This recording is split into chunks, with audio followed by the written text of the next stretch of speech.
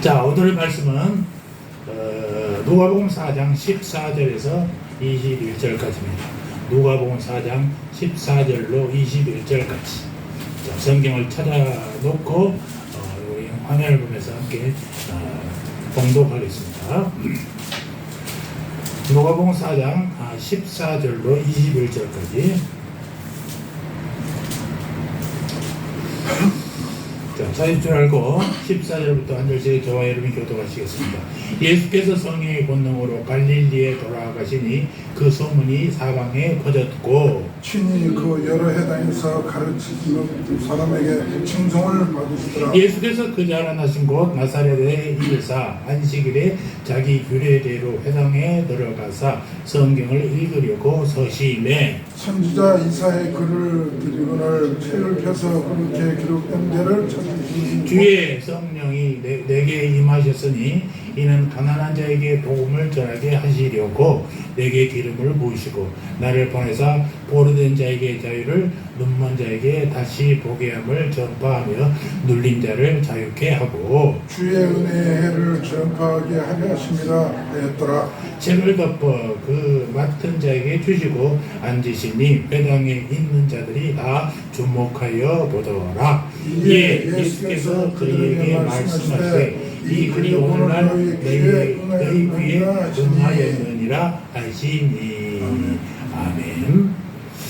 자, 오늘은 성령이 임하면 10번째입니다. 성령 강림주의 이후에 계속해서 성령이 임하면 어떤 일들이 이루어지느냐라는 것을 이제 계속 말씀했는데 오늘은 진정한 자유가 이루어집니다. 자, 우리 다 같이 한번 따라해 볼까요? 성령이 임하면 진정한 자유가 이루어집니다. 아멘. 정말로 진정한 자유가 여러분에게 임하시기를 주 이름으로 축원합니다. 오늘은 8월 첫째 주입니다. 8월 달하면 우리가 휴가 가기에 바쁘죠. 휴가 덕분에 우리 귀한 차장의 목사님도 만나게 되고 여기서 만나게 되고 너무나 감사합니다만 8월은 우리 또 광복절이 있는 달입니다. 다음 주가 이제 광복절이기도 합니다만 우리 민족이 일제 36년 동안에 고통받고 그 고통받는 것으로부터 자유와 해방을 얻는 광복의 날이 이 8월 달에 있기도 합니다. 우리는 다행히도 광복과 한국 전쟁을 이후에 태어난 사람들입니다는 그래서 억압과 자유가 얼마나 귀한지는 직접 체험하지는 못했습니다만은 그러나 자유가 얼마나 소중한가를 또 자유를 뺏겨본 사람들 자유를 억압당해 본 사람들만 절실히 느낄 줄 믿습니다. 우리는 점점 우리에게 무한한 자유가 있다고 생각하고 인생을 허비하며 살기도 합니다. 그러나 우리가 쓸 수 있는 자유의 시간은요 그렇게 많지 않아요. 그래서 우리는 늘 두 가지를 물어야 됩니다. 우리는 진정한 자유를 누리고 있는가? 또 한 가지는 우리는 지금 그 자유를 누리고 있는가? 우리가 진정한 자유 한가와 그 자유를 누리고 있는 것, 이 두 가지를 우리가 생각해 볼 필요가 있다라는 것입니다. 문제는 진정한 자유라는 거예요. 1930년대 미국의 루스벨트 대통령은 세 가지 자유를 말했죠. 빈곤에서부터 자유, 불안으로부터의 자유, 공포로부터 자유, 이 세 가지를 얘기했습니다. 빈곤으로부터 자유는 경제적인 자유를 말씀합니다. 사람이 자유하려면 우선 먹는 문제가 해결되어야 되는 것이죠. 그래서 배고파서는 정말로 자유하지를 못하는 것입니다. 두 번째, 불안으로부터 자유. 이건 사회적인 자유인데요. 사람이 자유하려면 차별 대우도 받지 않아야 되고 정말 밤길에 자유롭게 다닐 수 있어야 되고 사회적 안정과 평화가 보장되는 곳, 이런 것이 불안으로부터의 자유인 것입니다. 요즘 갑자기 묻지마 범죄가 많이 일어나지 않습니까? 아무 이유 없이 아무 데나 가가지고 칼부림을 하고 사람들이 이런 건데 이것도 뭐 유행이 아닌가 생각도 됩니다만 여러분들 정말 조심하시기 바랍니다. 또 공포로부터 자유는 정치적인 자유일 수 있습니다. 사람이 자유하면 정치적으로 억압받지 않아야 됩니다. 남의 지배를 받거나 주권이 없으면 절대로 자유할 수가 없다라는 것이죠. 이런 점에서 우리는 거의 완전한 자유를 누리고 있어요. 지금 대한민국 말입니다. 1945년 일본으로부터 해방을 맞음으로써 우리 정치적 자유를 얻었습니다. 60년대 이후에 온 국민이 허리띠에 졸라매서 얼마나 새마을 운동을 많이 했습니까? 그럼으로써 우리가 정말로 빈곤으로부터 자유를 얻었습니다. 사회적 자유가 조금 미진하긴 합니다만 그렇다고 살기 어려울 정도는 아니지 않습니까? 지역 간, 계층 간, 빈부 간 차이도 있고 남북 간의 긴장도 아직 남아 있습니다만은 그것 때문에 우리가 못 살 정도는 아니다라는 것입니다. 그런데도 여전히 우리가 부자유하는 것처럼 느끼고 있는 것입니다. 정치적으로 자유한데 우리는 아직도 당당하지 못하고 경제적으로 가질 만큼 다 가졌는데도 불구하고 얼굴은 좀 아프리카 흑인들만큼 얼굴이 죽어있는 사람들이 많단 말입니다. 도대체 우리를 부자유하게 하는 본질적인 이유가 무엇인가라는 것입니다. 이 주제로 고민하는 사람에게 오늘 말씀은 자유의 빛이 될 것입니다. 예수님이 잘 아시는 나사렛 회당에서 하신 예수님이 자신의 설교가 누가복음 4장 오늘 본문 18절 19절입니다. 다시 한번 읽어볼까요? 시작. 주의 성령이 내게 임하셨으니 이는 가난한 자에게 복음을 전하게 하시려고 내게 기름을 부으시고 나를 보내사 호르된 자에게는 자유를 눈먼 자에게 다시 보게 함을 전파하며 눌린 자를 자유케 하고 주의 은혜의 해를 전파하게 하려 하시리라. 여기에서 예수님은요 주의 은혜의 해라는 말을 쓰고 계십니다. 이 말은 구약의 희년을 얘기하는 것이죠. 희년 기쁠 이자에 기쁨의 해라는 뜻이 되죠. 하나님이 모세를 통해서 이스라엘의 애굽에서 나오게 해서 시내산에서 이렇게 한 후에 이 희년의 법을 주셨습니다. 하나님은 매 7년마다 안식일을 세우셨고 그 안식년이 7번 반복되는 다음에 곧 50년이 된 해를 희년이다라고 선포하셨습니다. 그리고 그 희년에는 3가지를 하게 돼 있어요. 그건 뭐냐? 첫째, 모든 빚진 자들에게 빚을 탕감해 주는 것입니다. 요즘에도 이런 희년이 참 좋겠죠. 우리에게도 정말 빚진 자들에게 살 길을 열어주시는 하나님 얼마나 감사합니까? 이런 빚을 모두 다 탕감해 주는 거예요. 두 번째는 전쟁이나 빚 때문에 노예가 된 사람을 모두 다 해방시켰어요. 자유를 얻게 했단 말이에요. 그리고 세 번째, 힘이 없어 땅을 뺏긴 사람들에게 땅을 돌려줬어요. 토지 반환이 바로 그 세 번째입니다. 부채 탕감, 노예 해방, 토지 반환, 이 3가지가 희년에 항상 일어났던 것입니다. 그렇기 때문에 희년은 기쁨이에요. 은혜예요. 아무리 힘들고 어려워도 희년만 기다리면 모든 것이 싹 해결되니까 말이에요. 얼마나 희망적인 삶입니다. 그렇기 때문에 희년은 기쁨이에요. 은혜의 해다라고 해요. 예수님이 이 희년을 말씀하고 계신 것입니다. 그리고 자신이 바로 이 희년을 이루러 오셨다라고 말씀하고 계시는 것입니다. 21절 다 같이 한번 보겠습니다. 이에 예수께서 저희에게 말씀하시되 이 글이 오늘날 너희 귀에 응하였느니라. 희년의 기본 정신은요 자유예요. 하나님은 그 백성에게 진정한 자유를 주시기를 원하셨습니다. 희년은 하나님의 백성에게 겪는 자유를 제외하는 모든 요소들을 제거해 준 해였다라는 것입니다. 부채 탕감은 빚을 없애줍니다. 노예 해방은 노예라는 신체적, 사회적 속박을 없애주신 것입니다. 노예제도는요 하나님의 형상으로 태어난 인간을 억압하는 가장 나쁜 제도예요.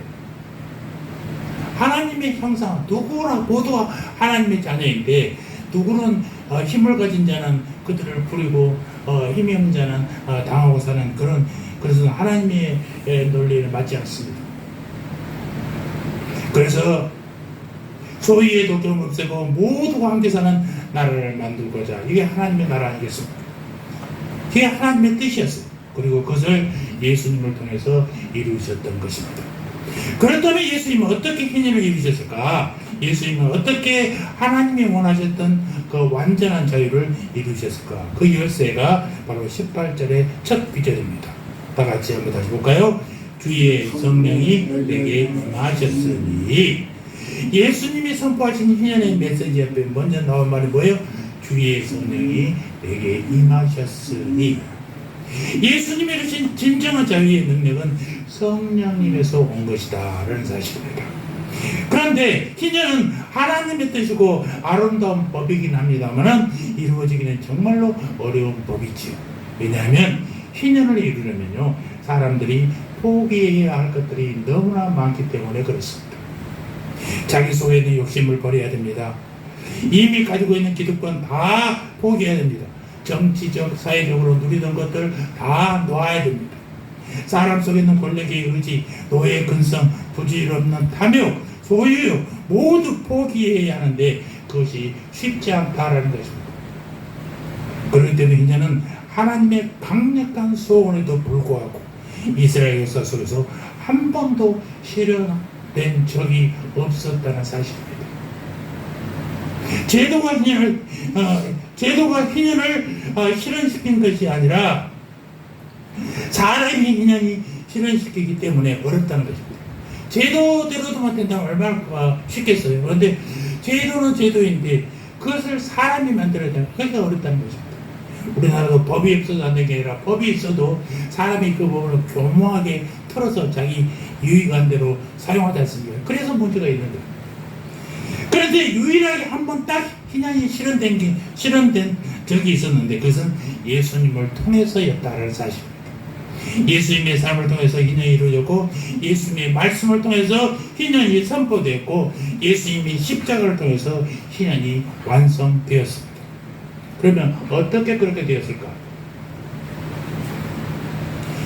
그 능력의 비결이 16절에 있습니다. 16절을 다 같이 한번 다시 한번 보겠습니다. 18절 시작. 주의 성령이 내게 임하셨으니. 성령님이 비결이라는 거예요. 성령님이 그 일을 하셨습니다. 성령님이 예수님에게 오니까 희년이 이루어졌다라는 것입니다. 예수님의 일생을 살펴볼 때 가장 눈에 띄우는 것은 예수님은 성령으로 충만한 분이었다는 사실이에요. 아멘입니까? 예수님은 일생 성령님과 동행한 분이었어요.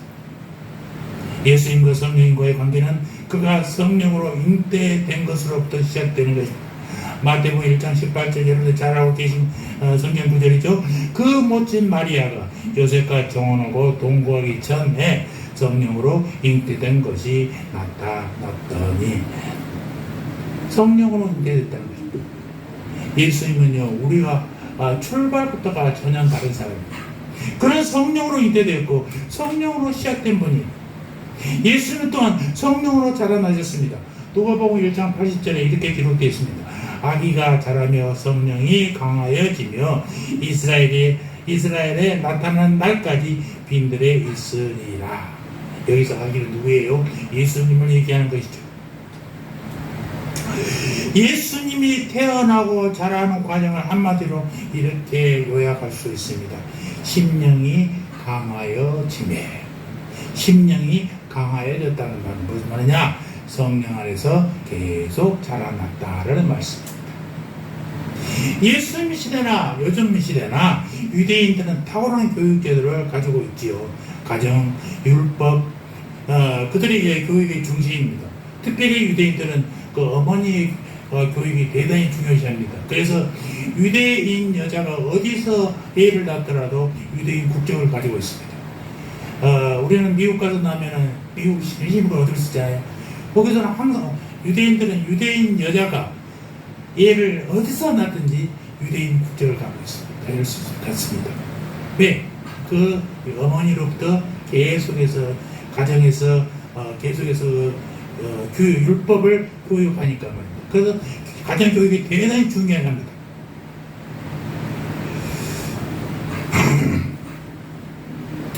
그러니까 예수님을 성장시킨 것은 탈무드가 아니에요. 랍비 교육이 아니에요. 성령님이었다는 사실입니다. 그리고 그 목표는 강한 사람이었어요. 강한 성령 안에서 강한 사람. 이것이 성경적 교육의 목표인 것입니다. 그리고 누가복음 3장에 보니까 세례 받을 때도 성령이 임하셨어요. 누가복음 3장 21절 이후에 보니까 예수께서 요단강에서 세례를 받으실 때 성령이 비둘기같이 그 위에 강림하시더니 라고 기록하고 있습니다. 예수님의 세례가 요한의 세례와 달랐던 것은 예수님의 세례는 성령이 임하였다는 것입니다. 성령이 임한 세례였어요. 전혀 다르지 않습니까? 세례는 죄를 씻는 것입니다. 죄를 씻는데 아무리 물을 많이 부어도 수질이 좋은 물 써도 그것이 물로 씻어집니까? 그렇지 않습니다. 죄는 씻어지지 않아요. 성령님이 아니고서는 죄를 씻을 수가 없습니다.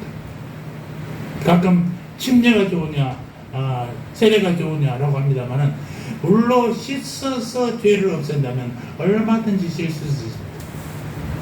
얼마든지 씻을 수 있습니다. 저 설악산 깨끗한 계곡물에서 침례를 해야 제대로 된다고 그런 엉터리. 세례는요 물로 씻어지가 아니라 예수를 고백하는 자들 그들에게 보여주는 형식이에요. 아멘.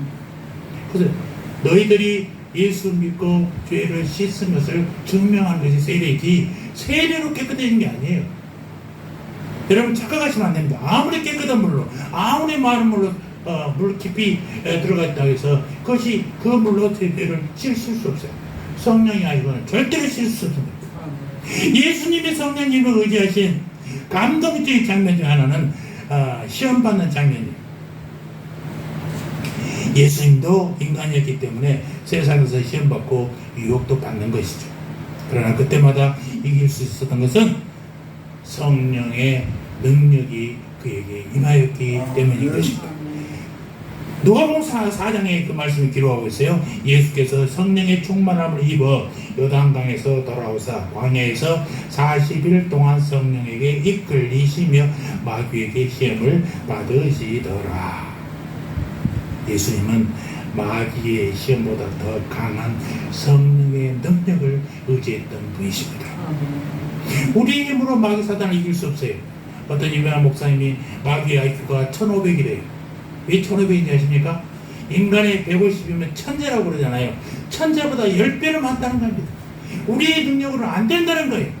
누구의 힘으로? 성령의 능력이 아니고서는 도저히 사단 마귀를 이길 수 없다는 사실을 비유해서 마귀의 IQ가 1500이다라고 말씀하고 계시더라고요. 여러분 우리가 우리에게 문제는 뭐냐? 시험이 있기 때문에 문제가 아니라 시험은 언제나 있을 수 있어요. 그러나 성령의 능력이 없기 때문에 문제라는 것입니다. 그리고 마지막으로 히브리서 9장 14절이 아주 중요한 말씀하고 있는데 예수님이 어떻게 그 힘든 십자가를 지고 자신을 하나님께 드렸는가에 대한 해답이 거기에 나옵니다. 제가 읽어드리겠습니다. 하물며 영원하신 성령으로 말미암아 없는 자기를 하나님께 드린 그리스도의 피가 어찌 너희 양심으로 죽은 행실에서 깨끗하게 못하겠느냐 라고 말씀합니다. 예수님이라고 해서 십자가가 두렵지 않다고 생각해서는 안 됩니다. 예수님도 인간이셨어요. 인간이지만 신이셨어요. 신이자 인간이에요. 그래서 십자가도 예수님도 가능하면 피하고 싶었어요. 그 기도에 우리가 충분히 느낄 수 있지 않습니까? 그 고통, 여러분 십자가의 고통이 얼마나 고통스럽겠습니까?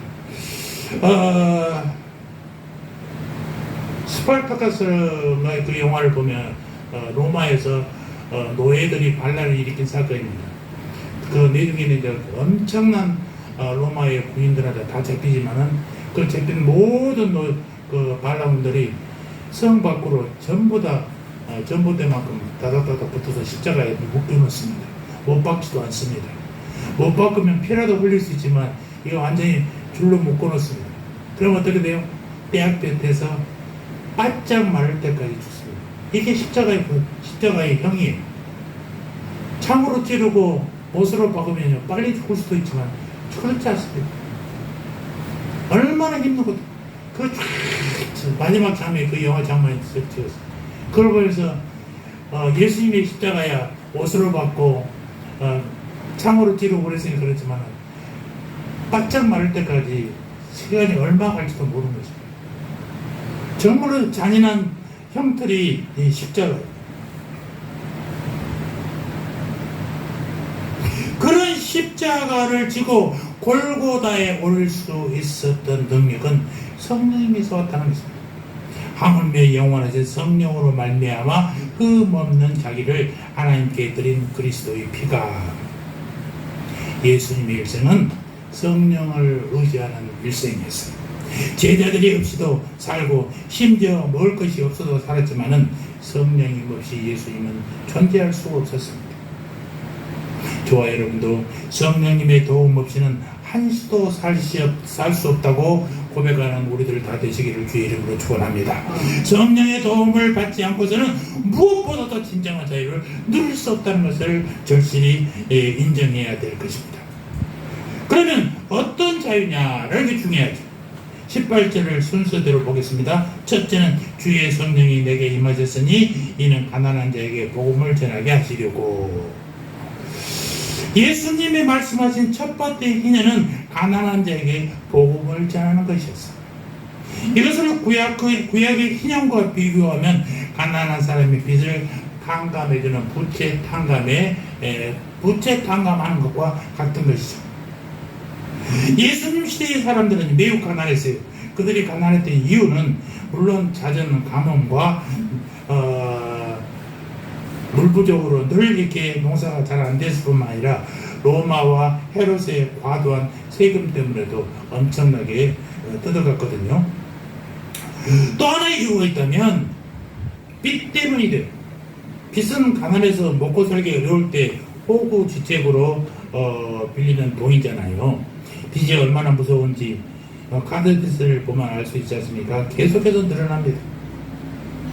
카드비 때문에 강도질도 하고, 카드비 때문에 어린이 유괴도 하고, 카드 때문에 자살할 사람도 많이 나타나는 것이 현실입니다.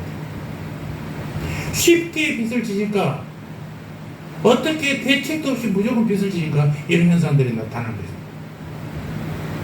빚을 진 사람에게 복음은 뭐겠어요? 빚을 없애주는 거예요. 빚을 그대로 두고서는 결코 자유할 수가 없습니다. 도대체 이 빚을 어떻게 해결하고 가난으로부터 벗어날 수 있겠습니까? 이를 위해서 우리는 먼저 가난에 대한 하나님의 음성을 드려야 됩니다. 신명기 15장 14절 한번 찾아보시겠습니까? 신명기 15장 14절 신명기 15장 14절 우리 같이 한번 찾아봅시다. 시작. 땅에는 언제든지 가난한 자가 그치지 아니하겠으므로 내가 네게 명령하여 이르노니 너는 반드시 네 땅 안에 네 형제 중 곤란한 자와 궁핍한 자에게 네 손을 펼지니라. 여기에 하나님의 가난에 대한 이해를 볼 수 있어요. 땅에는 언제든지 가난한 자가 그치지 아니하겠으므로. 하나님은 가난은 인간 삶의 필연적인 현상이다 라고 이렇게 본 것입니다. 그것은 어떤 제도를 해도 마찬가지. 여러분 자본주의로 하면요 부익부 빈익빈의 사회를 만들어냅니다. 그래서 안 되겠다, 사회주의를 만들자, 모두가 공평하게 먹고 살자. 그런데 북한은 어떻습니까? 엄청나게 먹고 살지 못해서 못 먹어서 죽는 사람들이 막 나오잖아요. 가난은 사회제도의 산물이 아니에요. 인간 죄악의 산물이라는 사실을 우리가 인식을 달리 해야 됩니다. 아무리 유토피아 같은 세상을 살더라도 가난은 절대로 없어질 수 없어요. 독점하는 사람과 권력이 생기기 때문에 그렇습니다. 독점은 죄에서 나오는 것이죠. 하나님의 가난을 운명적으로 받아들이겠다고 생각하면 안 된단 말입니다. 가난은 절대로 좋은 것이 아니, 하나님의 선한 뜻도 아니. 그러나 제도를 바꾼다고 가난이 없어집니까? 그렇지 않습니다. 왜? 가난은 죄의 산물이기 때문에. 그래서 땅에는 언제든지 가난한 자가 그치지 않는다라고 말씀하고 계시는 거예요. 예수님도 비슷하게 말씀하셨어요. 한 여자가 300데나리온 향유를 예수님이 발에 부르니까 가룟 유다가 그를 비난합니다. 그 얼마나 큰 돈인데 그것을 그렇게 벌어버려? 그것으로 가난한 자를 도와줬으면 얼마나 많은 사람을 도와줬겠는데. 그러고 야단칠 때 예수님께서 말씀하십니다. 가난한 자들은 항상 너희와 함께 있으니 아무 때라도 도울 수 있거니와 라면서 가난한 자들은 항상 너희와 있다는 것입니다. 이것이야말로 가난에 대한 예수님의 탁월한 통찰력이에요. 정권이 바뀌고 제도가 바뀌면 가난이 해결됩니까? 안 됩니다. 새로운 윤석열 정부가 들어서면서 경제적인 해결을 그렇게 외쳤는데 될지 않았어요. 기대했어요. 그러니까 지금 최악의 수치를 나타나고 있습니다. 심각합니다.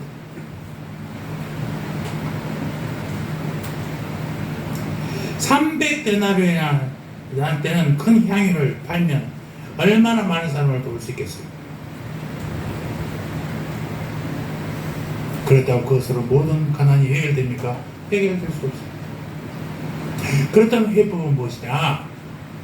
신명기 15장 아까 읽었던 14절의 말씀, 땅에는 언제든지 가난한 자가 그치지 아니하겠으므로 내가 네게 명령하여 이르노니 너는 반드시 내 땅 안에 내 형제 중 곤란한 자와 궁핍한 자에게 내 손을 펼지니라. 손을 펼 수밖에 없어요. 가진 자가 없는 자에게 손을 펼 수밖에 없단 말입니다. 곤란한 자와 궁핍한 자에게 내 손을 펼지니라. 중요한 것은 그 앞에 있는 말이에요. 뭐라고 있어요?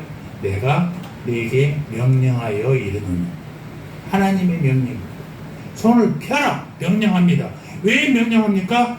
그렇게 안 하면요 가난한 사람이 죽기 때문에 그렇습니다. 내 손을 펴야 됩니다.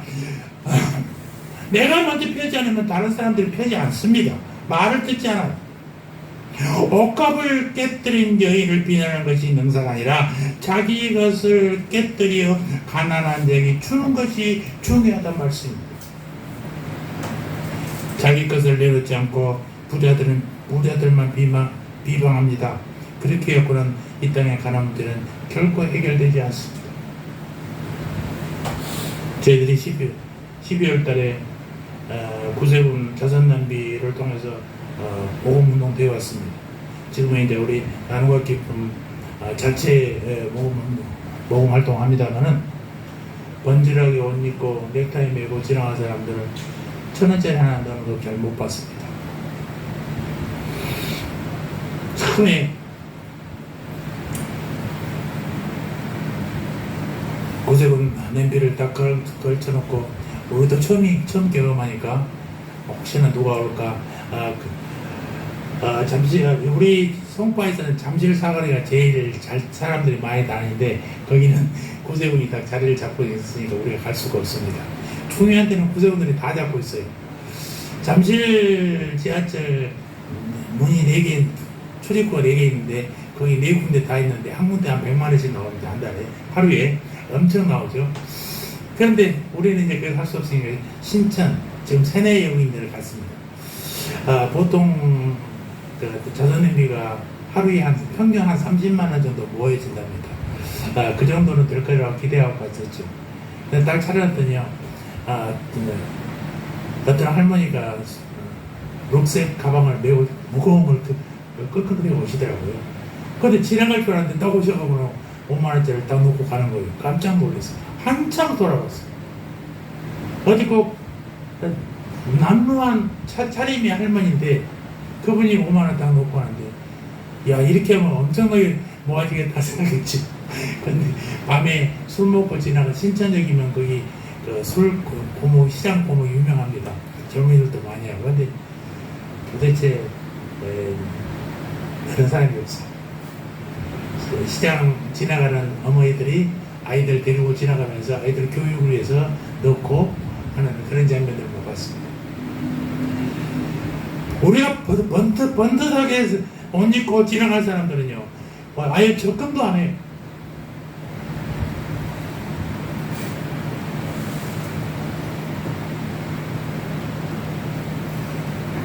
우리가 손을 내가 먼저 펴지 않으면요, 아무도 펴지 않는다는 사실을 절실하게 우리가 체험하는 거예요. 그래서 부자들을 비난만 하지 말고, 부자들이 안 낸다고 하지 말고, 작은 어려운 사람들이 십시일반을 도와서 그가 1,000만 원을 한 달 동안에 1,000만 원을 모았던 기억을 가지고 있습니다. 이렇게 서로에게 먼저 내미지 않으면 절대로 남을 도울 수가 없어요. 그러니까 이것은 희년과 비교하면 뭐겠어요? 가난한 자의 빚을 면제해 주는 것이, 마땅히 받을 것은 안 받고 없는 것으로 해주는 것은 면제라고 합니다.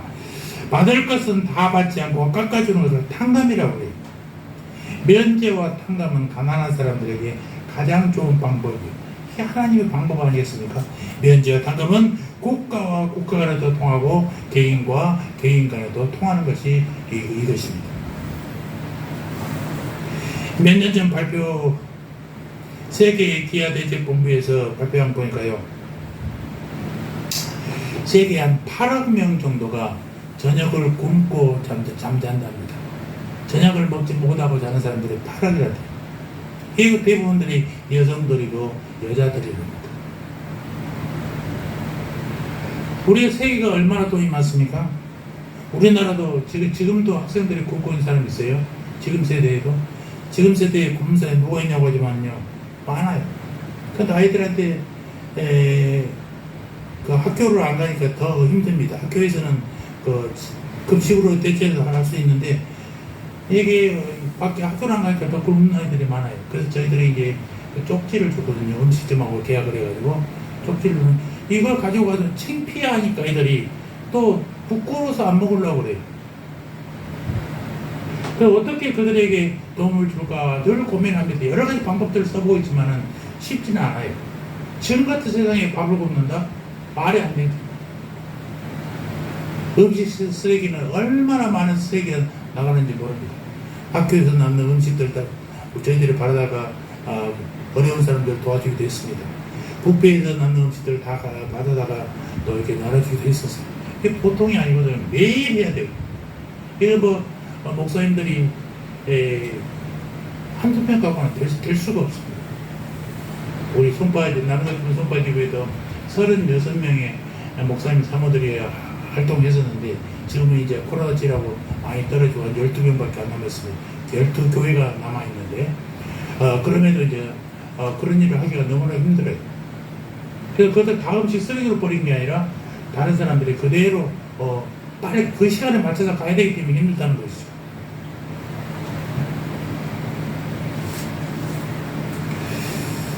세계는 지금 가난해서 굶는 게 아니라 서로가 내놓지 않으니까 굶게 되는 것입니다. 가난한 자의 빚을 갚아주지 않아서 가난한 게 아니라 더 가난해지고 있어요. 말하건대 북한이 핵을 폐기하고 한반도의 영구적인 안정을 이룰 책임만 있다면 정말 우리나라가 올라가서 기반 시설도 닦아주고 그들에게 먹고 살 것도 다 공급하고 얼마나 좋겠어요. 우리나라 시련도 해결하고 그런 날이 빨리 오기를 기도합니다. 그래서 남북 통일이 이루어져야 돼요. 사실 인류의 최초로 빚을 갚아준 분이 바로 예수님이라는 것입니다. 히브리어로 빚이라는 단어는 죄라는 단어와 그 어원이 똑같아요. 빚과 죄의 어원이 같다는 것입니다. 왜냐하면 죄는 빚이고 빚과 같고 빚은 죄와 같기 때문에 그런 거예요. 그런데 이 빚을 예수님이 십자가에 올라가서 다 갚아주셨습니다. 아버지, 저들의 죄를 사하여 주옵소서. 저들의 죄를 알지 못합니다. 그리고 선포했잖아요. 다 이루었다. 이 말을 모든 잉글리시 영어 번역본에 보면 이렇게 번역되어 있더라고요. 하나님, 저들의 빚을 갚아 주옵소서. 저들의 빚이 저들을 죽음으로 몰고 가고 있습니다. 그리고 숨을 쉬면서 마지막 숨이 넘어가기 전에 내가 빚을 다 갚았다 라고 번역하고 있습니다. 이거 십자가는요, 빚 갚는 것이에요. 십자가의 삶은 빚 갚는 삶이에요. 자유는 빚을 갚는 데서 온다는 사실입니다. 다른 사람이 허물 하나를 용서하면 그만큼 빚 하나가 없어지는 거예요. 그리고 나는 자유하게 되는 거예요. 다른 사람이 실수 하나를 면제하면 그만큼 내 속에 빚이 줄어들어서 나도 평안해지게 된다라는 얘기입니다. 아무런 대가 없이 공짜로 빚을 갚아주신 주님, 나도 남의 빚을 갚게 하옵소서. 이런 기도를 우리가 드려야 돼요. 가난의 빚을 탕감하게 하시고 허물의 빚을 면제해 주세요. 기도해야 된단 말이에요. 예수님 말씀하신 두 번째 희년은 18절 포로된 자에게 자유를입니다. 포로된 자에게 자유는 구약의 희년이 말하는 노예 해방을 말하는 거예요. 희년이 되면 모든 이스라엘 노예들은 석방돼야 돼요. 레위기 25장 10절의 말씀, 제50년을 거룩하게 하여 전국 거민에게 자유를 공포하라. 이 해는 너희에게 희년이니 너희는 각각 그 기업으로 돌아가며 각각 그 가족에게로 돌아갈지며 라고 있습니다. 여러분, 노예의 빗자루 상태를 아십니까? 아마 우리 중 누구도 노예 생활에 처참한 것을 체험한 사람이 없기 때문에 이해하기는 어렵습니다. 그러나 이것만은 분명히 하나님은 어떠한 경우에도 노예 제도를 원치 않으신다는 사실입니다. 피조물이 같은 피조물에게 지배받고 억압받는 것, 그건 하나님의 창조 질서에 위배되는 것입니다. 노예 제도는 결코 복음과 양립할 수가 없어요. 복음은 자유인데 노예는 속박이에요. 복음은 평등인데 노예는 차별이기 때문에 더 그렇습니다. 그래서 역사적으로 노예제도를 반대하고 그것의 철폐를 위해서 목숨 걸고 싸웠던 그리스도인들이 있었어요.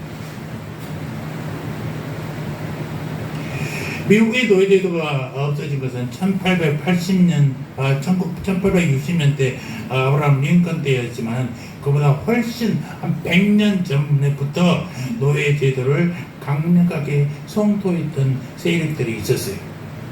그 세력들 중에 제일 선봉에 선 사람이 퀘이커 교도들이었어요. 평화와 인류의 애를 높은 가치로 여긴 이들이 복음은 자유라고 외치면서 노예제도를 반대했습니다. 그들이 붙들었던 말씀은 갈라디아서 5장 1절의 말씀이에요. 그리스도께서 우리로 자유롭게 하려고 자유를 주셨으니 그러므로 굳세게 서서 다시는 종의 멍에를 매지 말라. 이 말씀을 붙들고 노예제도를 했던 퀘이커 교도들. 그래서 그들이 1754년도에 흑인을 소유하는 것에 대해서 고려해야 할 것들, 모든 기독교 교단의 지도자들에게 고함이라는 소책자를 내갖고 각 교단에 뿌리기 시작했어요. 그래서 그 책에서 무엇을 주장하느냐? 흑인을 사서 노예로 삼는 일이 얼마나 큰 죄가 되는가? 그것은 모세의 율법에 의하면 사람 절도죄에 해당하며 사형에 처할 죄이며 자신을 십자가에 못 박고 우리에게 영원한 자유를 준 복음적 사랑의 원리와도 맞지 않고 하나님 사랑과 성령의 지배하에 있는 성도의 삶에 결코 맞지 않는다라고 강조했던 것입니다. 그러면서 모든 기독교 지도자들 자발적으로 노예를 해방하자라고 주장했던 사람들이었어요. 그런데 이것은 엄청난 사회적인 도전에 부딪혔습니다. 값비싼 대가를 지불하고 자기 집에서부터 노예를 해방시키기 시작했어요. 노예 한 사람에게 비싼 값을 붙여 많은 돈을 주고 노예를 내보냈단 말입니다. 자기 대가를 지불하고 노예를 해방시킨 사람들, 그것 때문에 원한도 당하고 그것 때문에 손해보고 그것 때문에 사회적 불이익 당하고 그런데도 물러서지 않는 사람들, 그들 때문에 미국의 노예제도는 그 100년 후에 완전하게 폐지될 수 있었던 것이죠. 자기들이 기독교를 놓지 않으니까, 노예들을 해방시키면 자기가 불편하니까 안될 수밖에 없는 거죠. 우리가 자유를 누리기 위해서 영적, 정신적 속박으로 풀려나야 되는 것이죠. 우리는 물론 노예들은 아닙니다. 그러나 우리가 끊임없이 경계해야 할 것은 우리가 노예가 되지 않도록 하는 것 중에, 노예는 아닌데 스스로 노예가 되는 일들이 많이 있어요. 그것이 뭔지 아십니까? 현대판 노예제도, 중독이라는 것입니다. 중독에 빠지면요, 모두가 스스로 아무도 노예라고 얘기하는데 스스로 노예가 되는 거예요. 중독이 뭐 알코올 중독, 성 중독 이런 것만 중요하지 않습니까? 일 중독. 일을 안 하면 불안해. 그저 가만히 있으면 하루라도 편하게 쉬지를 못해. 심각한 문제.